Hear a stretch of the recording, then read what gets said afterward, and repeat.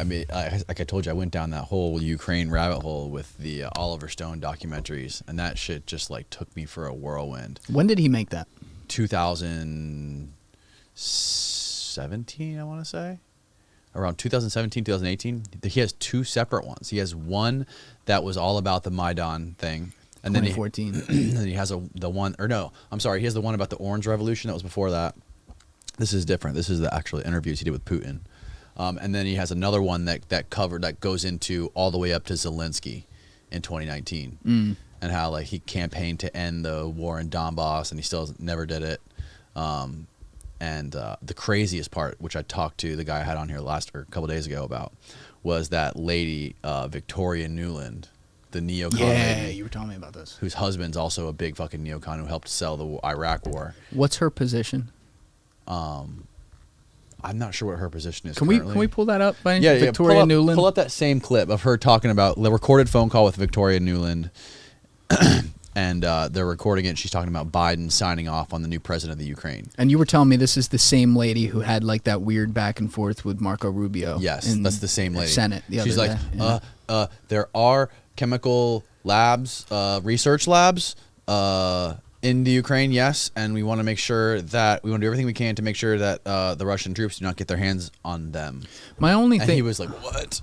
My only thing about this is like, well, not my only thing, but one thing about this is, of course, it's horrifying to see what's going on there. You have a heart. Like the people who are caught in the middle of this, it's not their fault. Fucked. No. Yeah, it's disgusting what's going on. But like, why do we not raise this point? Like, why are we just I know it's important because Ukraine's 45 million people. It's right next to Russia. It has resources. Putin's bad. But like, what about all the brown kids who have this happen every fucking day in the Middle East? Well, because like Tim Dillon said, we can imagine these people coming to dinner with us. They're white. Oh, I didn't see that. Wow.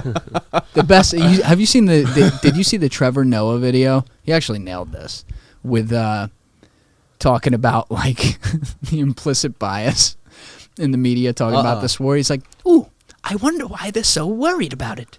Let's roll the tape. And like the people are like, this is Europe. This isn't a third world country. Exactly. These aren't little brown babies running around. They look just like us. Yeah. And we have to protect them. And like, the one guy had like an oh shit moment live, the one CBS reporter on TV. He's like, and I have to choose my words carefully here, but oh yeah, exactly. European? Yeah. He's like, what the fuck is that supposed to mean, Steve? Like, why are we so worried about the Ukrainian people being murdered when we're not worried about people in Yemen getting bombed and slaughtered? And what's the other thing is? Because Trevor Noah said this. He's like, literally, Europe's whole history is built off of war. And he's right.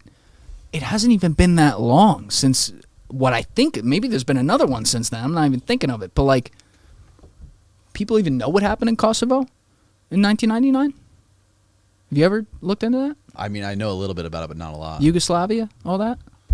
You'd have to enlighten me. I went down the rabbit hole. Like, this is recent, and there's a lot I don't know. So please look this up for yourself. But, like, the whole, like, Yugoslavia breaking up after the Soviet Union fell from 91 to 99 and that power vacuum in those 6 different regions there, including 3 more that were outside of Yugoslavia that had, like, some of the same people in there. This is where borders, like, don't divide by culture. Like, there's the same types of people. Like, there's Albanians who live not just in Albania. They live in Kosovo. They live in Macedonia. They live in Serbia. Like, all these places. And, like, there was legit, like, genocide going on there. And we don't talk about it because the government, NATO, just came in and bombed the shit out of Serbia to end it, which I guess there's controversy there, but I guess technically did. But, they didn't let the media in to the countries while this was going on. So we just, whatever. But there was, like, literal ethnic cleansing going on. No one cared about that one. Right. But now there's a narrative to it. Yeah, the Rwanda. Yep. Rwanda. Have you ever seen that movie, Hotel Rwanda? No. Don Cheadle? No. Oh, bro. That's this is 28 years ago. The Hutus and the Tutsis. Really? I'm probably getting that wrong, but you're right. Okay. They just ran around with machetes What? and just fucking, I forget who did it on who, but France gave them money too. what was that? I'm pretty sure France gave them money to get the machetes. Oh, I didn't know that. Yeah, You just got back from Rwanda, didn't you? things like that. Didn't you just go to Rwanda? I've been to Rwanda, so I know. Really? This kid goes to every fucking country around, every country I've never even heard We of. got to pop you in here. That's pretty cool. Okay, play that Victoria Nuland clip real quick. Yeah, let's go back there. This is the phone call, right? Full screen it. Yeah, this is the recorded phone call. So between- can you give the context on this real Okay, quick? so this is right like towards the end of the In Maidan early massacre. February, Right here. So like 2014. As the Maidan Okay, yeah. crisis was getting more violent, there was a phone call that was intercepted. It was a call between the Assistant Secretary of State for European Affairs, Victoria Nuland, and the U.S. Ambassador to Ukraine, Jeffrey Pyatt. Questions of credibility are being raised after a private chat between two top U.S. diplomats was leaked online. I think Yats is the guy who's got the economic experience, the governing experience. He's the guy, what he needs is Cleach and Tony Book on the outside. I just think Cleach going in, he's going to be at that level working for Yatsenyuk. It's just not going to work. Yeah, no, I think that's right. Okay. Good. Well, do you want us to try to set up a call with him? Come back to me, VFR, Corporate saying speak. You need Biden, and I said probably tomorrow for an attaboy and to get the deets to stick. Oh, my I was God. willing. So you had this remarkable phone call where you have these two senior officials of the U.S. government apparently talking about a coup or how they were planning to restructure the government of Ukraine. Look at that evil bitch. Talk the EU. No, exactly. The whole U.S. government feels that way.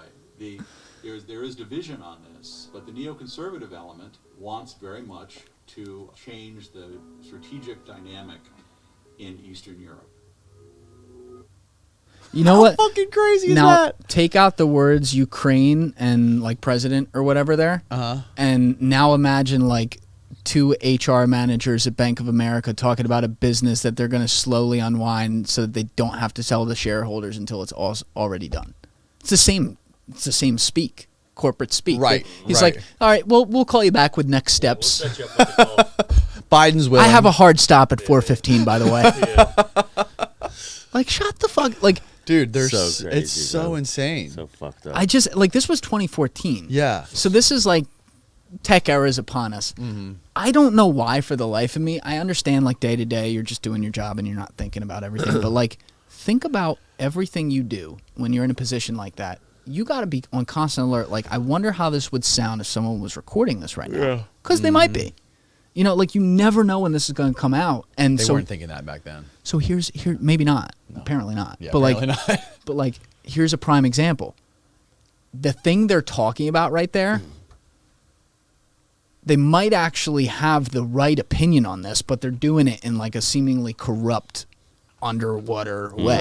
Right. Like Yanukovych was not a good guy. He lied to his people. He was a piece of shit who was friends with Putin and everything. And the Ukrainian people wanted him out. That's a fact. They wanted him gone. And he ended up being gone. But here you have senior U.S. officials talking about like nonchalant, like, yeah, we're going to get our guy in there or Right. whatever. Right. Where now it's dirty. Now it's like, well, did they put someone in here? Right. Now it seems like obviously Zelensky's. This is 7 years later, and then Zelensky was like a random comedian who then somehow got to office. Right. And I think that guy's just caught in the middle of a shitstorm because you got to remember, the Ukrainian government already had like its own bullshit regular corruption like all these governments have, and he's walking into that. Right. So who the fuck knows like what these guys are doing around him right now? Right. You know, but we can all agree, you know, what's happening to his people is awful. It's just like, don't make a Twitter bio about it.